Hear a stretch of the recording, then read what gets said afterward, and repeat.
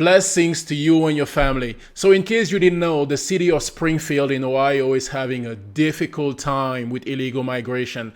And all I can say is elections have consequences. You get what you voted for. I live at 426 Northwestern Avenue. Miss Skinner, who I'm not trying to put on the spot, is my neighbor. Just talk to me, ma'am. Thank you so much. And I'm done with what I'm seeing. It is so unsafe in my neighborhood anymore. I have the homeless that were trying to camp out, and I have made concessions with them, and I try to help them the best I can to keep them from trying to squat on my property. But it is so unsafe. I have men that cannot speak English in my front yard screaming at me, throwing mattresses in my front yard, throwing trash in my front yard. And I can't. Look at me, I weigh 95 pounds. I couldn't defend myself if I had to. My husband is elderly, and last night, after living in this home for 45 years, he said, Noelle, guess what? It's time to pack up and move. He said, we can't do this anymore. He said, it's killing both of us mentally. I don't understand what you expect of us as citizens. I mean, I understand they're here under temporary protected status, and you're protecting them, and I understand that our city services are overwhelmed and understaffed. But who's protecting us? If we're protecting them, who's protecting me? I want out of this town. I am sorry. Please give me a reason to stay. Thank you. Thank you. I was out and about yesterday, driving around Springfield. I was looking at the giant holes in some of our buildings. I noticed all of the old familiar spots bearing new signs in an unfamiliar language. I watched as groups of strangers walked around the city like lost tourists, and it was like a punch in the gut. A terrible sadness came over me, and I began to cry. I immediately started to think back to when I was little, walking from my grandma's house on South Fountain through downtown and all the way to Snyder Park, going to Wren's to get new school clothes and shoes, the excitement of the mall for lunch at the Blue Fox, or even better to see Santa, riding down High Street, admiring the beauty of those stately homes and their amazing architecture, dropping pennies in the fountain and making wishes. And now, all those warm memories are becoming fuel to the fire of anger inside of me. I feel like we have been invaded. I'm angry that my friends and family are packing up and moving away. I'm angry that foreigners are using up the resources that were set up for the Americans that reside here. I'm angry that another country's flag was being flown in our city. I'm angry when I see our businesses and recreational areas littered with garbage left by people that do not know or understand our laws and culture and are making no attempt to learn about them.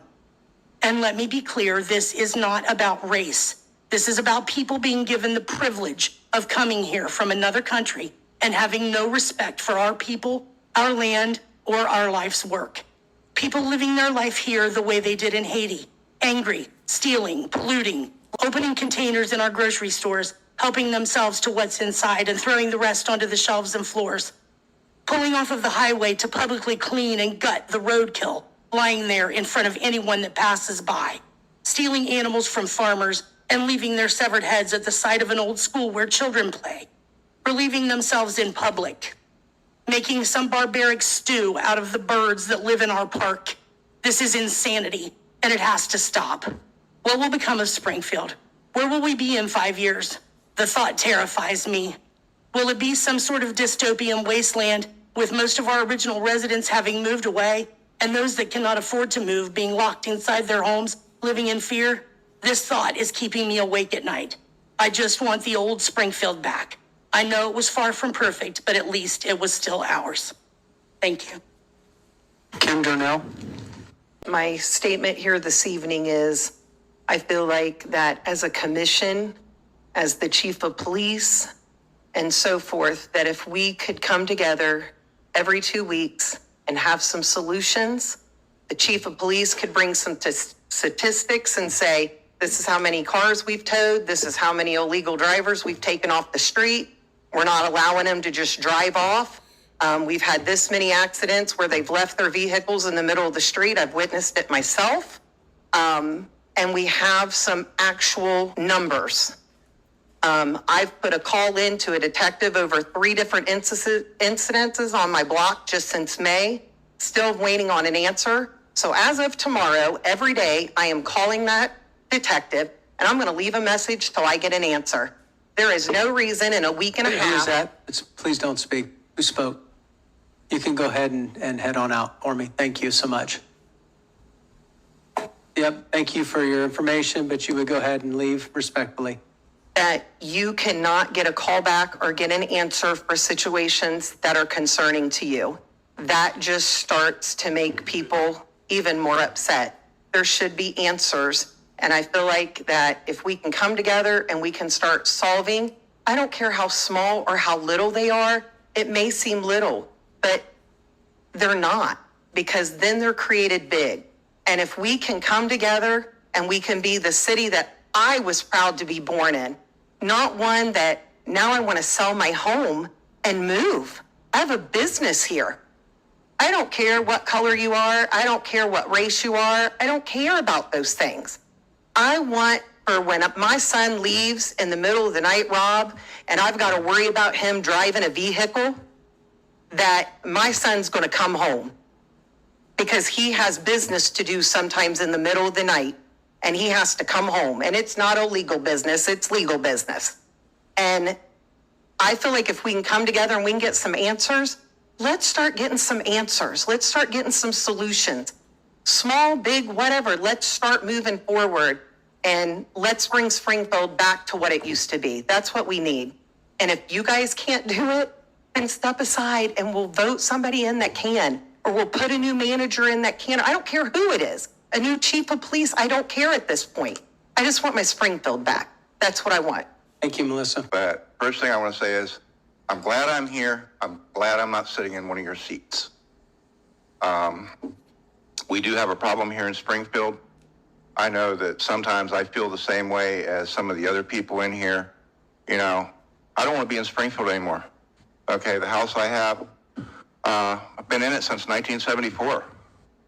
Here a couple of years ago, right when we started, accepting these people into the country, the house across the street from mine was bought. And it was remodeled, and boy, I know that was a job, But at the same time, next thing I know, I have 20 Haitians living in it.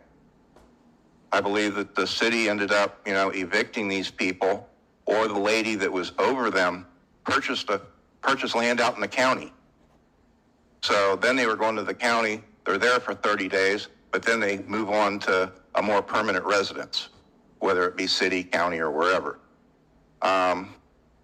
My next experience with this, and I think this is where a lot of us are having a problem. I really wish we could deal with this as a community, with the council instead of going through NAACP or, all this other rigmarole, because we are a community.